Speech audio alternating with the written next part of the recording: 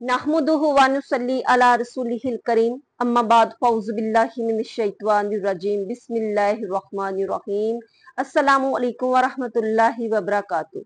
मोहतरम सामीन और नाज़रीन, मुहर्रमुल हराम के इस आखिरी जुमे में और सफर के चांद के नजर आने से पहले पहले इस बहुत ही फायदेमंद वजीफे को अपनी जिंदगी में जरूर शामिल कर लीजिए।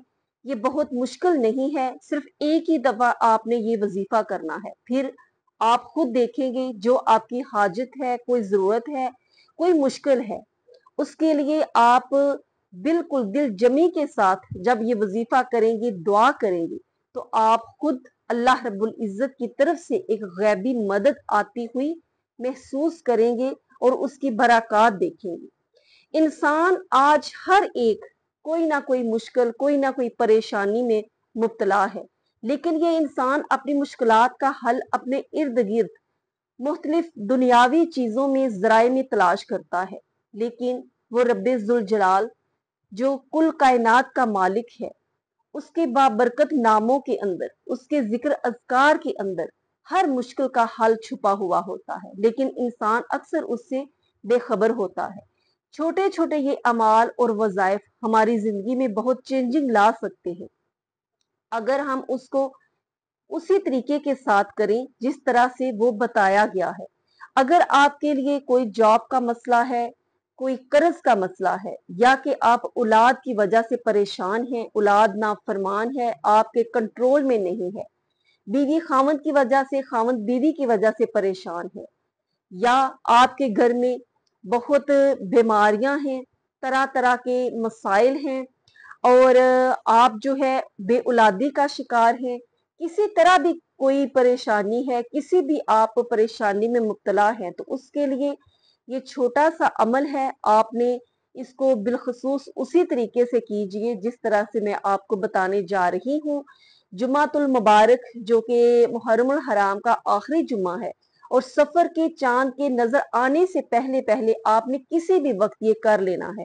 अभी आप सुन रहे हैं तो अभी आप इसके बाद उसको स्टार्ट कर लीजिए और बावुजू होकर किसी भी वक्त इसको जरूर कीजिए। अपने मकसद को दिल में, जहन में रख कर और बहुत ही आजिज़ी के साथ, इनकसारी के साथ, अल्लाह रब्बुल इज्जत की जात पर यकीन रखते हुए कि मैं ये वजीफा कर रही हूँ या कर रहा हूँ, और अल्लाह रब्बुल इज्जत की मदद से, उसकी अता से मेरा ये अटका हुआ काम, मेरी ये मुश्किल, ये परेशानी इंशाल्लाह जरूर हल हो जाएगी। और उसके बाद आपने दुआ करनी है। दुआ जो है वो मोमिन का हथियार है, इबादत का मगज है, और अहादीस मुबारका में इसकी इतनी फजीलत मिलती है कि तकदीर को बदलने वाली सिर्फ एक ही चीज है, और वो है दुआ।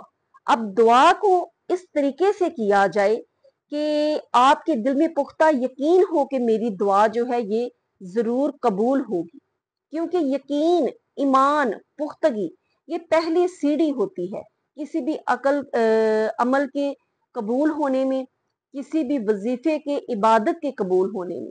अगर आपका पुख्ता यकीन नहीं है तो फिर आपका यकीन ही जब डगमगा रहा है तो फिर आपका वो अमल, वो वजीफा जो है वो असरात मुरतब नहीं करता। और सबसे पहला जो वजीफा हर वजीफे से पहले बताया जाता है वो ये कि नमाज की पाबंदी होनी चाहिए। उसके बगैर जो है वो वजीफा, पूरे असरात जो है, उसके फवायद जो हैं वो हमें हासिल नहीं हो सकते। अगर आप के घर में कोई नमाजी है, परहेजगार है, तो उससे ये वजीफा करवाएं। लेकिन ज्यादा फायदेमंद ये है कि जिसको ये मसला, कोई परेशानी दरपेश हो, वो खुद ये वजीफा करे। सबसे पहले आपने दुरूद पाक जो है वो पढ़ना है। किसी भी नमाज के बाद ये अमल आप कर सकते हैं, किसी भी वक्त में कर सकते हैं। आपने दुरूद इब्राहिम को 11 दफा आपने पढ़ना है, सही अच्छे तलफ्फुज के साथ। बेहतर यह है कि दुरूद शरीफ वजीफा पहले आप इसके अल्फाज किसी को सुना लिया करें ताकि उसमें कोई गलती ना हो।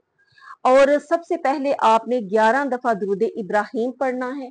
उसके बाद आपने 7 दफा अल्लाह रब्बुल इज्जत का जलाली नाम, या कवियु, या कवियु, या कवियु, इसको आप पढ़ लीजिए।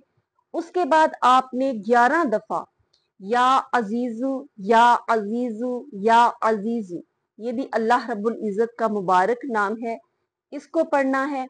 उसके बाद आपने 21 दफा सूरह कौसर, उसको आपने बहुत ही ख्याल के साथ, जो भी आपका काम है, हाजत है, जरूरत है, उसको जहन में रखते हुए ये तमाम अमल आपने करना है।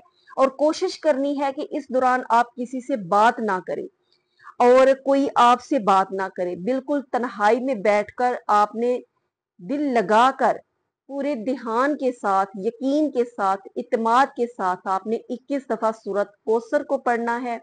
उसके बाद आपने जो खास अमल है, जिसके किए बगैर आपका ये तमाम वजीफा जो है वो बरकत उसकी आपको हासिल नहीं होगी, वो ये है कि आपने 313 दफा अस्तगफिरुल्लाह जो है वो पढ़नी है।